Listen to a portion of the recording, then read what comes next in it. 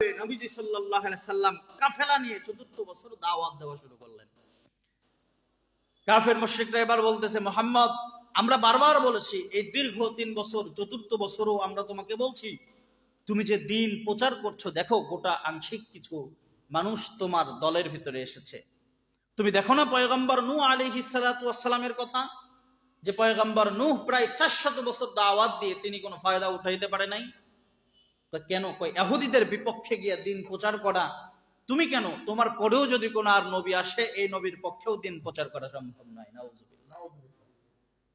আল্লাহ পাক রব্বুল আলামিন ওই সময় নবীকে সান্ত্বনা দেওয়ার জন্য আল্লাহ তাআলা সূরাতুল আসর নাযিল করলেন। সুবহানাল্লাহ পড়বেন না? সুবহানাল্লাহ। আল্লাহ পাক রব্বুল আলামিন নবীজি যখন মক্কার পথে ঘুরে ঘুরে মক্কার দাঁড়ে দাঁড়ে কাফেরদের, বেঈমানদের দাঁড়ে দাঁড়ে প্রান্তে গিয়ে গিয়ে নবীজি সাল্লাল্লাহু আলাইহি সাল্লাম দ্বীনের দাওয়াত দেন। আল্লাহর নবী যখন দ্বীনের দাওয়াত নিয়ে আবু জাহেল, উতবা, সাইবা কাউকে বাদ রাখলেন না, বড় বড় কাফেরদের কাছেও নবী যখন দ্বীনের দাওয়াত পৌঁছাইতে লাগলেন, বিশ্বনবী সাল্লাল্লাহু আলাইহি সাল্লাম যখন দ্বীনের বাণীগুলো কাফের, বেঈমান, পুত্তলিক, ইহুদি, নাসারা পূজারী যারা ছিল তাদের নিকট যখন নবীজি দ্বীনের দাওয়াত গুলো পৌঁছাইতে লাগলেন, তারা আরো বিদ্রোহের আগুন মক্কার ভিতরে জ্বালিয়ে দিয়ে বলতে লাগলো, মুহাম্মদ, তুমি এই দ্বীন কিভাবে প্রচার করো, তুমি এই দ্বীনের কথা কিভাবে বলো, তুমি তোমার এই ইসলামের কথা কিভাবে প্রচার করো, লা শারীকা লাক, এক আল্লাহ একত্ববাদী কথা কিভাবে প্রচার করো আমরা দেখব। প্রয়োজন হলে তোমার বিপক্ষে আমরা আন্দোলন গড়ে তুলব। যদি প্রয়োজন হয় মুহাম্মদ, তোমাকে আমরা মক্কার জমিনে অবঞ্চিত ঘোষণা করব, মক্কা থেকে বের করে দেব। আমরা যে মুহাম্মদকে চিনতাম ওই মুহাম্মদ পাগল হয়ে গিয়েছে, পাগলের আখ্যা দিয়ে দিয়ে মুহাম্মদ তোমাকে আমরা মক্কা থেকে বের করে দেব। আল্লাহ পাক ডাক দিয়ে বলেন, নবী হে, আপনি চিন্তা কইরেন না, আপনি হতাশ হয়েন না, এক পর্যায়ে দেখবেন এই পুরা পৃথিবীর জমিনের ভিতরে মক্কাকে সব থেকে সম্মানিত এবং ইসলামকে আমি আল্লাহ পুরা বিশ্বের ভিতরে শ্রেষ্ঠ ধর্ম হিসাবে আমি আল্লাহ মনোনীত করে দেব। সুবহানাল্লাহ। বিশ্বনবী সাল্লাল্লাহু আলাইহি সাল্লামকে আল্লাহ পাক ডাক দিয়ে বলেন, নবী হে, ওয়াল আসরুন, সময়ের শপথ, মহাকালের শপথ। আসর মানে হচ্ছে সময়। মুফাসসিরিন ইকরাম বলেন আসর মানে 2 সময়। 1 নাম্বার, সূর্য যখন হেলে যায়, হেলে যখন পশ্চিম গগনে সূর্যটা হেলে যায়, এই সময় আল্লাহ পাক যে সময়ের শপথ করে আল্লাহ পাক সময়ের শপথ কেটেছেন, এইটা হলো আসরের সময়। আল্লাহর রাসূল সাল্লাল্লাহু আলাইহি সাল্লাম বলেন, কোন বান্দা যদি 5 ওয়াক্ত নামাজ মসজিদে এসে পড়ে, পক্ষান্তরে কোন বান্দা যদি সালাতুল ফজর মসজিদে পড়ে এবং সালাতুল আসর মসজিদে পড়ে, আল্লাহর নবী বলেন সূর্য উদিত হওয়ার পর থেকে সূর্য অস্ত যাওয়ার আগ পর্যন্ত বান্দা যত গুনাহ করে 2 ওয়াক্ত নামাজ জামাতে পড়ার সঙ্গে সঙ্গে আল্লাহ জিন্দেগীর গুনাহগুলোকে maaf করে দেন। যে আল্লাহ আসরের সময়কে শপথ করে বলছেন, ওয়ালা আসর, সময়ের শপথ, মহাকালের শপথ, যে সময় এটা অমূল্যবান সম্পদ। সময়ের মূল্য দেওয়ার মতো ক্ষমতা আমাদের আছে? নেই। আল্লাহ পাক কয়েকটি বিষয়কে অমূল্যবান সম্পদ হিসেবে আখ্যায়িত করেছেন। এর ভিতরে 1 নাম্বার সময়, যেটা টাকা দিয়ে কেনা যায় না। আপনি যদি ঘড়িকে 5,000 কেন 5 কোটি হাজার টাকা ঘুষ দেন, ঘড়িকে আটকায় থাকবে না? ওর গতিতে চলতে থাকবে।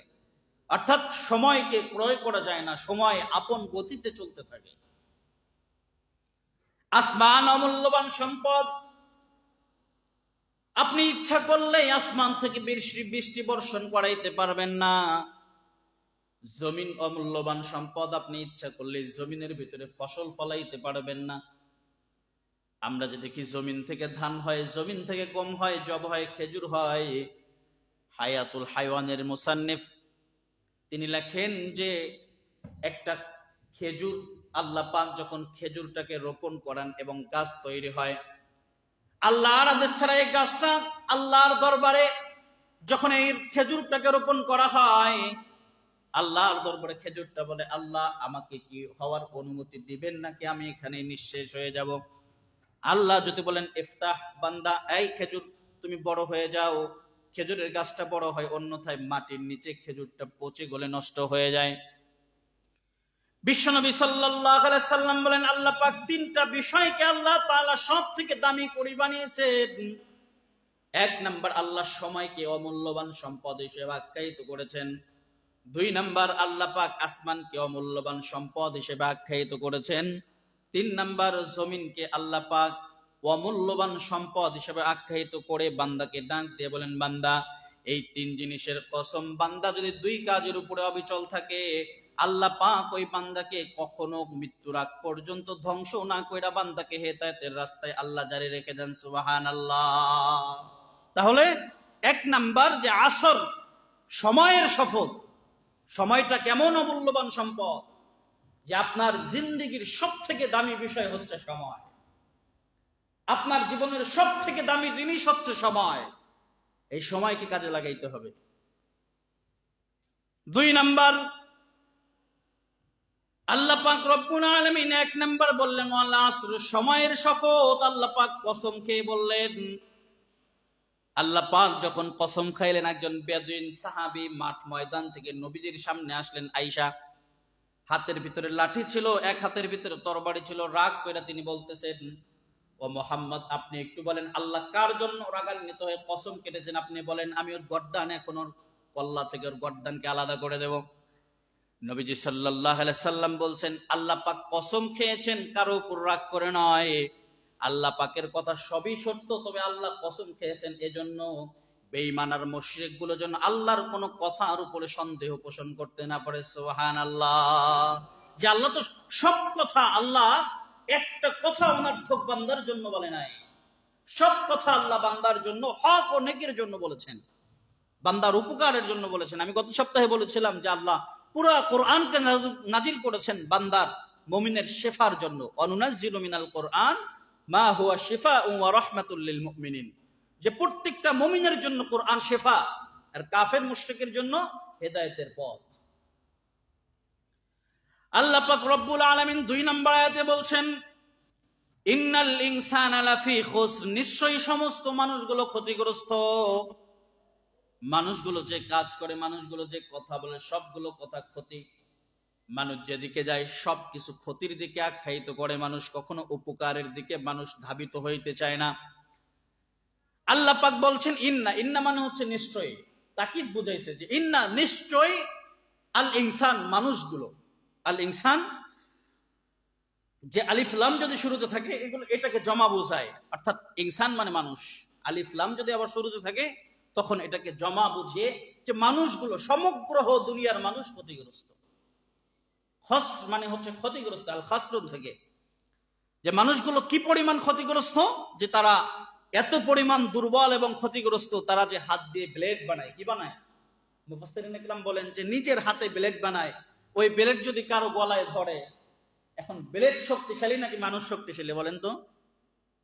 ব্লেড শক্তিশালী না, কারণ গলায় টান দিলে গলাটা কেটে যাবে। মানুষের বানানো একটা ব্লেডের কাছেও মানুষ দুর্বল। 2 টাকা 1 টাকা দাম একটা ব্লেড, শেষ। আল্লাহ পাক বলছেন আল ইনসানু দাঈফ, যে মানুষ দুনিয়াতে সব থেকে দুর্বল। অথচ এই দুর্বল মানুষদের অহংকারে, একটু ক্ষমতা থাকলেই, একটু রাজত্ব থাকলেই, কোন জায়গার একটু দায়িত্ব থাকলে ওনাদের গরমে বাঁচা যায় না। যে যার অবস্থান থেকে জুলুম করার চেষ্টা করে। তাহলে মানুষকে যিনি দুর্বল করে বানিয়েছেন তিনি কে? জোরে আওয়াজ করে বলেন, তিনি কে? ইন্নাল ইনসানা লাফি খুসর, নবী আপনি জানায়া দেন দুনিয়ার সমস্ত মানুষগুলো ক্ষতিগ্রস্ত। এই কথা শোনার পরে একজন বান্দা যদি এই পর্যন্ত শুনে যায়, ওয়াল আসর, সময়ের শপথ, আল্লাহ পাক শপথ করছেন ইন্নাল ইনসানা লাফি খুসর, নিশ্চয়ই সমস্ত মানুষ ক্ষতিগ্রস্ত, সমস্ত মানুষগুলো ক্ষতির ভিতরে পড়ে আছে। এতটুক শোনার পরে কোনো বান্দা যদি চলে যায়, এখন চিন্তা করবে, বান্দা যখন ক্ষতিগ্রস্তর মধ্যে রয়েছে, তাহলে নামাজ পড়ে কোনো ফায়দা আছে? রোজা রেখে কোনো ফায়দা আছে? নামাজ পড়ে কোনো ফায়দা আছে? ওয়াজ শুনে কোনো ফায়দা আছে? এই জন্য অসম্পূর্ণ কোন বিষয়কে আল্লাহ পাক কোরআনের ভিতরে রাখেন নাই, আল্লাহ পাক সম্পূর্ণ করে দিয়েছেন। আল্লাহ বলছেন ইল্লা, তবে ওনারা ব্যতীত, ইল্লাল্লাযীনা আমানু, তবে 2 শ্রেণীর লোক ব্যতীত দুনিয়ার সমস্ত মানুষগুলো ক্ষতিগ্রস্ত। 1 নাম্বার, ওয়া আমিলুস সালিহাত, ঈমান আনার পরে যে বান্দাটা নেক আমল করে, ওয়াতাওয়াসাউ বিল হক, এবং হকের উপরে থাকে। ঈমান আনার পরে যে বান্দাটা নেক আমল করে এবং হকের উপরে থাকে, আল্লাহর নবীজি সাল্লাল্লাহু আলাইহি সাল্লাম বলেন কিয়ামতের দিন আল্লাহ পাক তাদেরকে বেগৈরি হিসাব, বিনা হিসাবে আল্লাহ পাক তাদেরকে আল্লাহর জান্নাত দান করে দেন। সুবহানাল্লাহ। দুনিয়ার সমস্ত মানুষ ক্ষতিগ্রস্তের মধ্যে তবে দুই শ্রেণীর মানুষ ব্যতীত। এক নাম্বার রাজুলুন কলবুহু মুআল্লাকুন ফিল মাসাজিদ। নবীজি বলেন যাদের হৃদয়টা, অন্তরটা মসজিদে পড়ে থাকে, যেই সমস্ত যুবক, যেই সমস্ত বৃদ্ধ আর যেই সমস্ত মানুষদের হৃদয়টা মসজিদে পড়ে থাকে তারা ক্ষতিগ্রস্তের মধ্যে নয়। আল্লাহর নবীজি বলেন কিয়ামতের দিন আল্লাহ পাক মসজিদের সাথে সম্পর্ক থাকার কারণে আল্লাহ পাক তাদেরকে বিনা হিসাবে আল্লাহর জান্নাত আল্লাহ দান করে দিবেন। সুবহানাল্লাহ। দুই নাম্বার, ও নবী আপনি জানিয়ে দেন ওয়াতাওয়াসাউ বিল হাক্কি ওয়াতাওয়াসাউ বিস সাবর।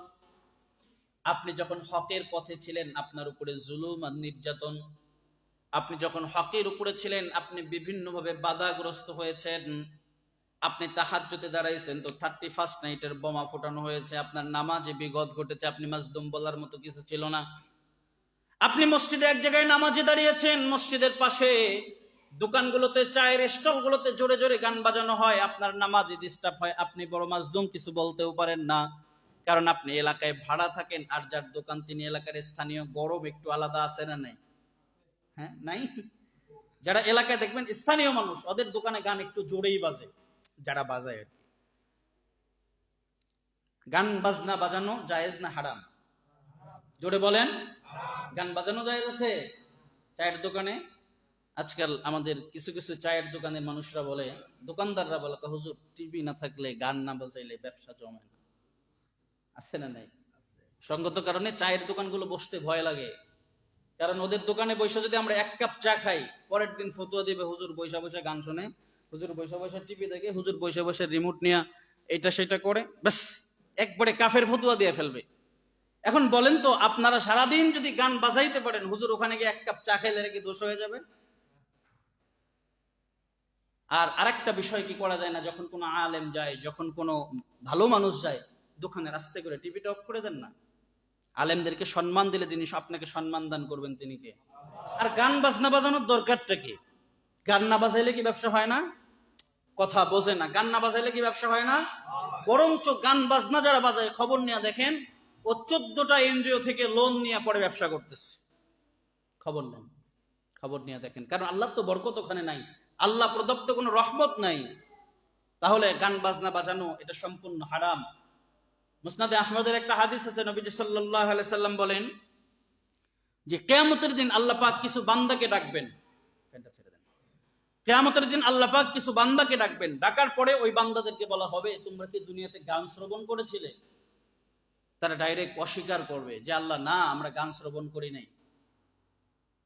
আল্লাহ পাক রব্বুল আলামিন তাদের আমল নামার একটা ভিডিও ক্লিপ তাদের সামনে উপস্থাপন করবেন। বান্দা দুনিয়ার সমস্ত জ্বালানা দরজা সবকিছু বন্ধ করে কানের ভিতরে ইয়ারফোন ঢুকায় পরে গান শুনছে। এরকম আছে না নাই? আপনারা আমার কথা বুঝে কষ্ট হয়, আজকে ঠান্ডা বেশি লাগছে, একটু আওয়াজ করে বলেন না, আছে না নাই? আচ্ছা বলেন তো, কেউ যেটা দেখে না সেটা দেখেন কে? আরো জোরে বলেন না, কে? আপনি যে গান শুনতেছেন, আপনার কি মনে হয় আল্লাহ আপনারা দেখে না? দেখে। আপনি যে খারাপ জিনিসগুলো দেখতেছেন, এগুলো কি আল্লাহ দেখে না?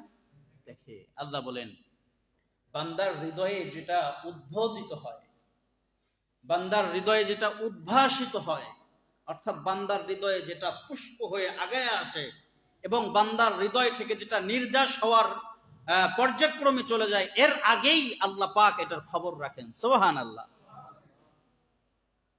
আবার আপনি যদি অন্ধকারে সবকিছু লাগায় গুনাহ করেন, এরপরে ওটা আল্লাহ দেখেন।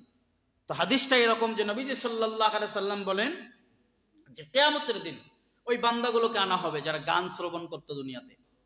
গান যারা শ্রবণ করত ওদেরকে আনার পরে সীসা গলিত জাহান্নাম থেকে পানি নেওয়া হবে। কি গলিত? সীসা গলিত পানি। অর্থাৎ সীসা কেন? সীসা হচ্ছে সব থেকে মারাত্মক একটা পদার্থ। অর্থাৎ লোহা যখন গলানো হয়, এই লোহা সহজে পানিতে দেওয়ার পরে ঠান্ডা হয়ে যায়, কিন্তু সীসা ঠান্ডা হইতে অনেক সময় লাগে। সীসা গলিত পানি যখন বান্দার কানের ভিতরে দেওয়া হবে, যে কান দিয়ে আপনি গান শ্রবণ করছেন, যে চোখ দিয়ে আপনি গান দেখছেন, যে কান দিয়ে আপনি গান শ্রবণ করছেন, যে হাত দিয়ে আপনি মোবাইল টিপছেন, যে হাত দিয়ে আপনি অশ্লীল দৃশ্যগুলো বের করছেন, আপনাকে সীসা গলিত পানির ভিতরে হাত, আপনার চোখ, আপনার কানের ভিতরে পানি ঢালা হবে। নবীজি সাল্লাল্লাহু আলাইহি সাল্লাম বলেন, পানিগুলো যখন ঢালা হবে, ঢালার সঙ্গে সঙ্গে বান্দার নাক মুখ দিয়ে মগজগুলো গলে গলে বের হতে থাকবে। এই জন্য গান বাজনা এটা সম্পূর্ণ হারাম, ইসলামে এটা সম্পূর্ণ হারাম। বছর শুরু করে গান বাজনা দিয়া, আছে না নাই? হ্যাঁ, বছর শুরু করে 31st নাইটে, প্রথম রাত্রে আমরা ঘুমাইতেই পারি নাই, রাত্রে বেলায় এত পরিমাণ বাজি ফুটেছে। গান বাজনা দিয়া যার জীবন শুরু, গান বাজনা দিয়া যার বছর শুরু হয়, ওই বছরটা ওর ভালো কাটবে খারাপ কাটবে সে তো নিজেও বুঝতেছে না, তালে তালে নাচে। এই যে মাঝে মাঝে হিন্দি গান বাজায়, ওই দিন 4-5 দিন আগে একটা জিজ্ঞেস করলাম, তুমি যে হিন্দি গান শুনতেছো সাউন্ড দিয়ে, ইয়ারফোন ছাড়া, এখানে যে রাস্তায় দাঁড়া দাঁড়া শুনতেছো, আমরা যাচ্ছি, আমরাও তো শুনতেছি, গুনাহ তোমারও হচ্ছে আমাদেরও হচ্ছে, আমাদের গুনাহটা তোমার ঘাড়ে যাইতেছে, তুমি কি বোঝো এই গানে? হুজুর বুঝি না কিচ্ছু, তবে ভালো লাগে এর লেগে শুনি। সে গানের অর্থই বোঝে না, অথচ সে গান শুনতেছে। আজকে যুব সমাজ এতটা খারাপ দিকে চলে যাচ্ছে, আল্লাহ পাক ওদেরকে হেদায়েত দান করুক, করে না আমিন। তাহলে কয় শ্রেণীর মানুষ ক্ষতিগ্রস্ত নয়? 2 শ্রেণী। ইল্লাল্লাযীনা আমানু, হ্যাঁ, নিশ্চয়ই যারা ঈমান আনয়ন করেছে, ইল্লাল্লাযীনা আমানু, তবে ও নবী আপনি জানায়া দেন যারা ঈমান এনেছে আল্লাহর উপরে, ওয়া আমিলুস সালিহাত, এবং নেক কাজ করে, ওয়া তাওয়াসাউ বিল হক, হকের উপরে থাকে, ওয়া তাওয়াসাউ বিস সাবর, যে কোনো বিষয়ে ধৈর্য ধারণ করে, কিয়ামতের দিন আল্লাহ পাক এই 3 গুণ বিশিষ্ট মানুষকে আল্লাহর জান্নাত দান করে দিবেন। 1 নাম্বার ঈমান থাকতে হবে। 1 নাম্বার কি থাকতে হবে? ঈমান থাকতে হবে। ঈমান ব্যতীত অন্য আর কোনো আমলের দাম নাই। আপনার যদি ঈমান থাকে, ঈমানের প্রাসঙ্গিক যে বিষয়গুলো আছে, ঈমানের যে 73টা 74টা অথবা 72টা যে শাখা আছে, এই প্রাসঙ্গিক শাখাগুলোকে মনে রাখতে হবে ইনশাআল্লাহ। যে সমস্ত কাজে ঈমান নষ্ট হয় এই সমস্ত কাজ করা যাবে না। যেমন গান শুনলে ঈমান নষ্ট হয়ে যায়, নামাজ তরফ করলে কবিরা গুনাহ হয়, নামাজকে অস্বীকার করলে ঈমান নষ্ট হয়ে যায়, এরপরে যাকাতকে অস্বীকার করলে ঈমান নষ্ট হয়ে যায়, হজ ফরজ হয়েছে হজ করছেন না গুনাহ, হজকে অস্বীকার করলে ঈমান নষ্ট হয়ে যায়, যাকাত ফরজ হয়েছে যাকাত দিচ্ছেন না কবিরা গুনাহ, মালে আল্লাহ পাক বরকত দিবেন না এটাও মানেন, তবে যাকাতকে অস্বীকার করেন, ঈমান নষ্ট হয়ে যাবে। যতগুলো ঈমানের তবকা রয়েছে সব থেকে মারাত্মক বিষয়, আপনার জন্য জিহাদ ফরজ, দেশ রক্ষায় সামাজিকতা রক্ষায় জিহাদ ফরজ, আপনি জিহাদ করেন না, জিহাদকে অস্বীকার করেন, ঈমান নষ্ট হয়ে যাবে। আপনার ভিতরে জিহাদি তামান্না নাই, আল্লাহ পাক মাফ করে দিবেন। কিন্তু জিহাদকে যারা জঙ্গি বলে, জিহাদকে যারা অস্বীকার করে, ওরা অবশ্যই ক্ষতিগ্রস্ত। এই সমস্ত মানুষ ঈমানহীন হয়ে যায়। শরীয়তের 6টা বিধি নিষেধকে কেউ যদি অস্বীকার করে, সে ঈমান থেকে খারেজ হয়ে যায়। কয়টা বিষয়? 1 নাম্বার, আপনি ঈমান আনছেন না, ঈমান এনেছেন আলহামদুলিল্লাহ, আপনার জন্য 5টা বিষয়। 1 নাম্বার, ঈমান এনেছেন, ওয়া আমিলুস সালিহাত, নেক কাজ করেন, নামাজ পড়েন, নামাজ পড়ছেন না, নামাজ অস্বীকার করছেন, ঈমান নষ্ট হয়ে গেছে। এরপরে যাকাত আপনার উপর ফরজ হয়ে গেছে, আপনি যাকাত দিচ্ছেন না, বিভিন্ন অজুহাত, হুজুর আমার ঋণ আছে, হুজুর আমার বাড়ি করতে হবে, এটা করতে হবে, সেটা করতে হবে, আপনি দিচ্ছেন না, আপনি অস্বীকার করেন না, অস্বীকার করলে ঈমান নষ্ট হয়ে যাবে। আপনি রমজান মাসে রোজা রাখতে পারতেছেন না, তবে একথা বলেন যে হ্যাঁ রোজা রাখা দরকার, আপনি রোজা রাখতে পারছেন না, রোজাকে অস্বীকার করছেন, আপনার ঈমান নষ্ট হয়ে যাবে। তাহলে শরীয়তের অকাট্য বিধানকে কেউ যদি অস্বীকার করে, সে ঈমানদার নাকি বেঈমান? জোরে বলেন, ঈমানদার নাকি বেঈমান? এই জন্য শরীয়তের অকাট্য বিধানকে, এই যে আমরা মাঝে মাঝে বলি, আমরা আমাদের সমাজে সচরাচর আমরা শুনি যে নামাজ পড়ে কি হয়, নামাজ পড়ে কি আল্লাহ পাওয়া যায়? বলেন তো, আর ঈমান আছে? জোরে বলতে হবে, ঈমান আছে? নেই। এই জন্য যাদের ঈমান নাই, যে সমস্ত কথা ঈমান নষ্ট হয়, এই সমস্ত কথা আমরা বলবো না ইনশাআল্লাহ। আল্লাহ আমাদেরকে তৌফিক দান করুক।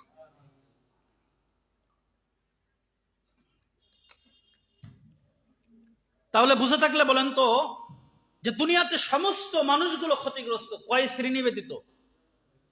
2 শ্রেণী।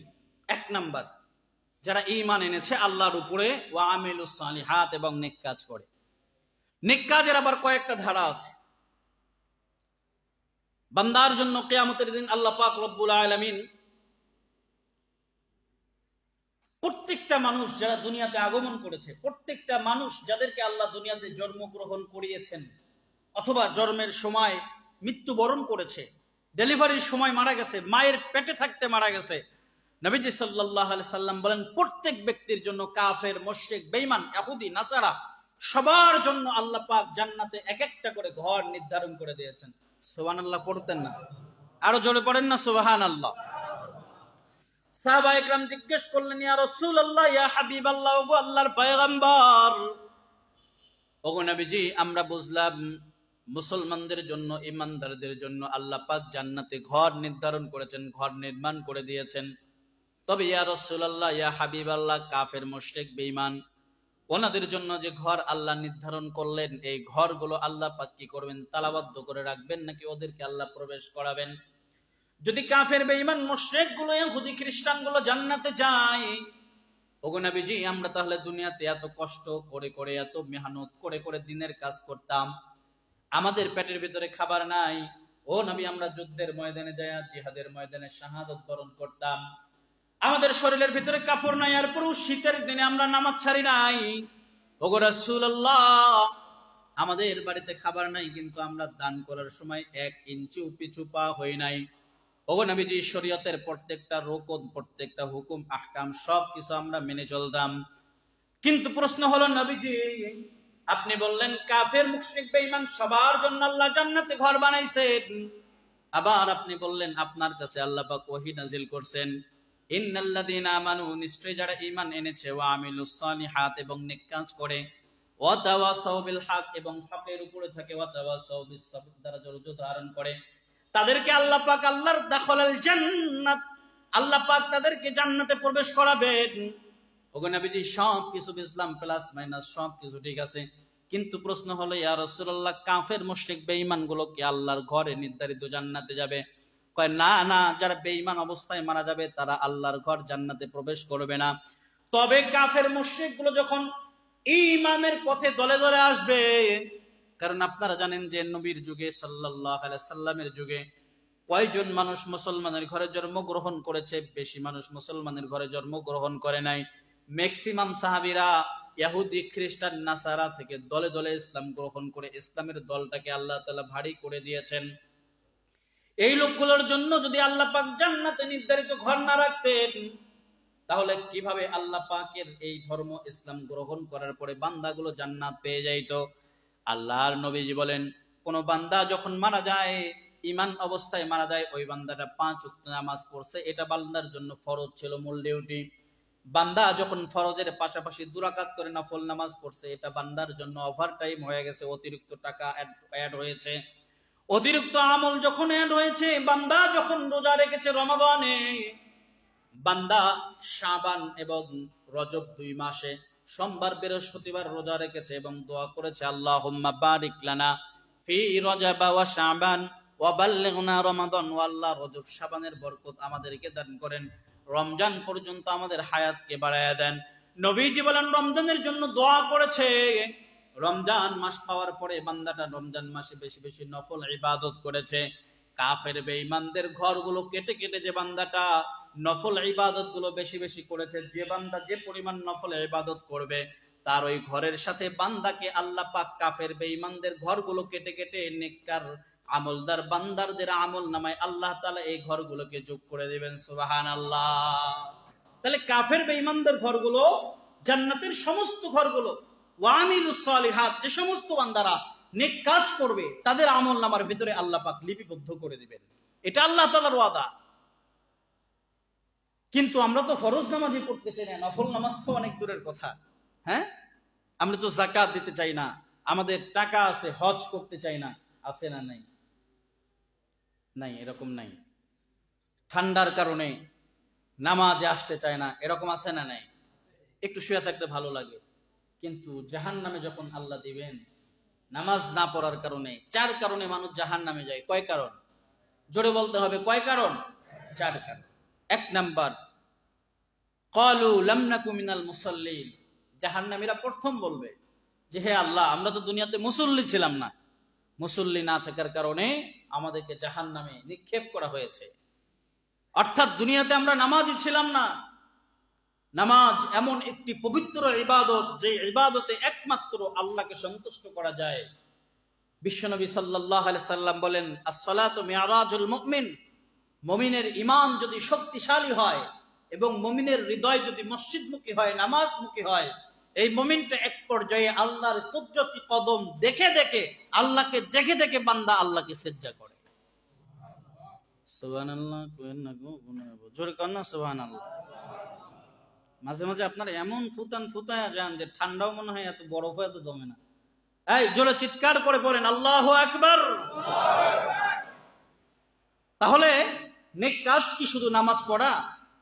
শরীয়তের আরো বিধি নিষেধগুলো মানা, এগুলো নেক কাজ। আল্লাহ রাসূল সাল্লাল্লাহু আলাইহি সাল্লাম যখন নেক কাজের জন্য সাহাবীদেরকে উদ্বুদ্ধ করতেন, নেক কাজের জন্য যখন সাহাবীদেরকে আদেশ করতেন, সাহাবীরা নেক কাজ করার জন্য পাগল পাড়া হয়ে যেত। হযরত আবু বকর সিদ্দিক রাদিয়াল্লাহু তাআলা আনহু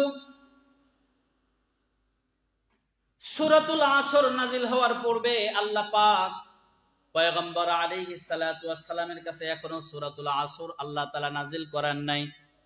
হযরত আবু বকর সিদ্দিক রাদিয়াল্লাহু তাআলা আনহু ইসলাম গ্রহণ করে মুসলমান হয়েছেন।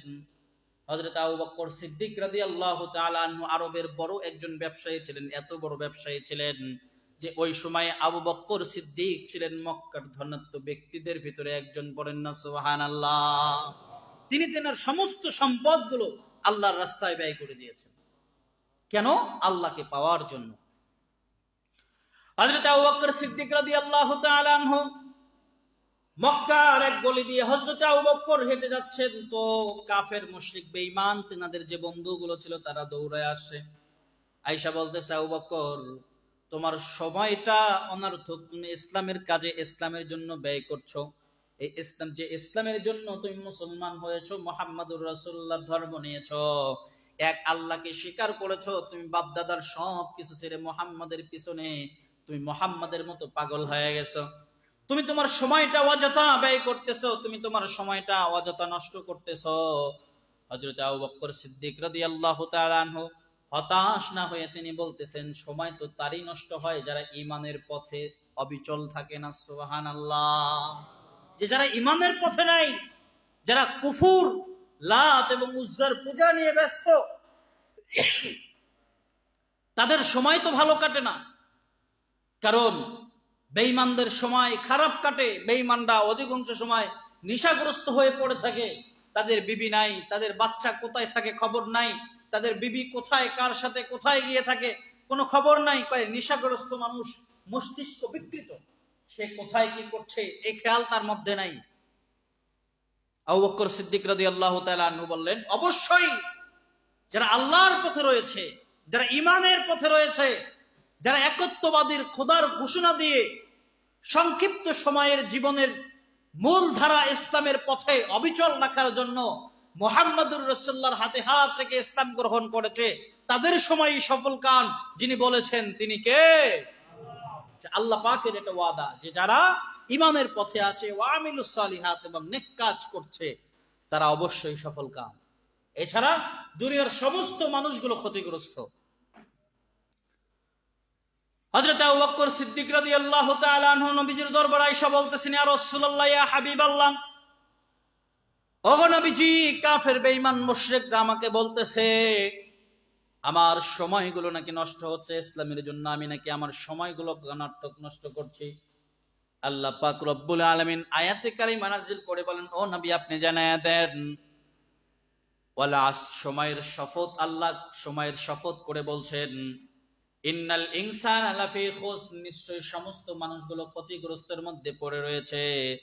ইল্লাল্লাযিনা, তবে ও নবী আপনি জানায়া দেন, ইল্লাল্লাযিনা আমানু ওয়া আমিলুস সালিহাত, দুই শ্রেণীর মানুষ ব্যতীত সমস্ত মানুষগুলো ক্ষতিগ্রস্তের মধ্যে রয়েছে। এক নাম্বার আমানু, যারা ঈমান এনেছে আল্লাহর উপরে, ওয়া আমিলুস সালিহাত, এবং নেক কাজ করে, হকের উপরে থাকে এবং সব বিষয়ে ধৈর্য ধারণ করে। ও নবী আপনি জানায়া দেন তাদের সময়টা আল্লাহ পাক এই চারটা আমল করার কারণে 24টা ঘন্টা তাদের আমলনামায় আল্লাহ তাআলা সওয়াব লিপিবদ্ধ করতে থাকেন। সুবহানাল্লাহ। এই 24টা ঘন্টা তাদের আমলনামায় আল্লাহ পাক সওয়াব লিপিবদ্ধ করতে থাকেন। এই 4 শ্রেণীর মানুষ সবসময় সফল কাম। 1 নাম্বার ঈমান লাগবে, 2 নাম্বার আমলে সালেহ লাগবে, 3 নাম্বার হকের উপরে থাকা লাগবে, 4 নাম্বার ধৈর্য লাগবে। নবীজি কে আল্লাহ পাক ডাক দেবেন, ও নবী ওয়ালামান সাবারা ওয়া গাফারা ইন্না যালিকা লামিন আজমিল উমুর। যারা হকের উপরে থাকে এবং সব বিষয় আল্লাহর উপরে সবুর্দ করে ধৈর্য ধারণ করে, দিন শেষে আমি আল্লাহ তাদেরকে বিজয়ীর মালা পরাইয়া দেই। সুবহানাল্লাহ। এই জন্য ধৈর্য সব থেকে দামি একটা গুণ, ঈমান সব থেকে দামি গুণ, নেক কাজ এটাও সব থেকে দামি। হযরত আবু বকর সিদ্দিক রাদিয়াল্লাহু তাআলা আনহু দৃষ্টান্ত ছিল সুঘ্রাণযুক্ত গোলাপ ফুলের ন্যায়। কাগজের গোলাপ যেরকম দেখতে সুন্দর, আপনার টাকা পয়সা আছে, সবকিছু আছে, আপনি দান করেন না, আপনি সদকা করেন না, টাকাগুলো জমায়ে জমায়ে বিল্ডিং বানান, ব্যাংকে রাখেন, সুদ খান, হ্যাঁ, আপনার অবস্থান হলো সাদা গোলাপ, যেটা কাপড় কাগজ দিয়ে বানানো হয়। বলেন তো এই গোলাপ থেকে কোনো সুঘ্রাণ আসে? কথা কয় না, সুঘ্রাণ আসে? কিন্তু গাছের যে গোলাপ আছে, এই গোলাপ যদি সাদা হয়, জীর্ণ শীর্ণ হয়, এই গোলাপ থেকে সুঘ্রাণ আসে না নাই? এরপরে যদি গোলাপটা আবার লাল টকটকে হয়, গোলাপটা যদি সুন্দর হয়, এই সুন্দর গোলাপ থেকে সুঘ্রাণ যিনি বের করে দেন তিনি কে? আরো জোরে বলেন না, তিনি কে? তো এরকম ধনাঢ্য ব্যক্তি এবং গরিব ব্যক্তির মাঝখানে পার্থক্য এরকম যে ধনাঢ্য ব্যক্তি ধন সম্পদ সবকিছু আছে কিন্তু দান করে না, ওই ব্যক্তিটার অবস্থান, ওই ব্যক্তিটার উদাহরণ হচ্ছে নবীজি সাল্লাল্লাহু আলাইহি সাল্লাম বলেন যে ওই ব্যক্তিটার উদাহরণ হলো সামান্য কাগজের বানানো গোলাপের ন্যায়, যেটাকে দেখতে গোলাপের মতো লাগে কিন্তু হাকিকতি এটার কোনো কার্যকারিতা কিচ্ছু নাই। দেখতে সুন্দর কিন্তু ধরতে ঘ্রাণ নিতে সৌন্দর্যতা আছে নেই। আবু বকর সিদ্দিক রাদিয়াল্লাহু তাআলা আনহু ছিলেন এরকম যে বিশ্বনবী সাল্লাল্লাহু আলাইহি সাল্লাম তবুক যুদ্ধের জন্য ঘোষণা দিয়ে দিলেন। হযরত আবু বকর সিদ্দিক রাদিয়াল্লাহু তাআলা আনহু তবুক যুদ্ধের জন্য প্রস্তুতি নিয়া হযরত আবু বকর সিদ্দিক রাদিয়াল্লাহু তাআলা আনহু সমস্ত মাল সম্পদ সাহাবীরা একত্রিত করা শুরু করে দিলেন। সাহাবীরা মাল সম্পদগুলো একত্রিত করতেছেন। একত্রিত করতে করতে বিভিন্ন সাহাবীরা মাল সম্পদগুলো দিচ্ছেন। সাহাবীদেরকে জিজ্ঞাসা করা হচ্ছে যে কতটুকু এনেছো? সাহাবীরা বলতেছেন ইয়া রাসূলুল্লাহ, আমার যে মাল সম্পদ ছিল এগুলো থেকে 4 ভাগের 1 ভাগ। কেউ বলতেছেন ইয়া রাসূলুল্লাহ 3 ভাগের 1 ভাগ। কেউ বলতেছেন ইয়া রাসূলুল্লাহ 5 ভাগের 2 ভাগ। কেউ বলতেছেন ইয়া রাসূলুল্লাহ 6 ভাগের 2 ভাগ। এভাবে বন্টক করে করে রেখে আমরা এরপরে ইসলামের জন্য 2 ভাগ, 1 ভাগ, 3 ভাগ অথবা 6 ভাগের 1 ভাগ, 5 ভাগের 1 ভাগ এগুলো আমরা ইসলামের জন্য উৎসর্গ করে দিচ্ছি।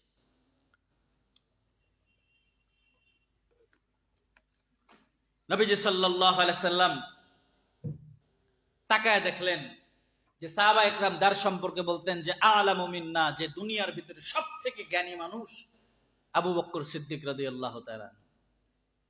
যে আবু বকর কে ছিলেন? যে আবু বকর ছিলেন স্বয়ং মুহাম্মদুর রাসূলুল্লাহ সাল্লাল্লাহু আলাইহি সাল্লামের খেলার শৈশবের বন্ধু। এবং তেনার আরেকটা বড় পরিচয় হলো, তেনার পরিচয় ইসলামে কয়েকটা রয়েছে, এর ভিতরে উল্লেখযোগ্য 2টা।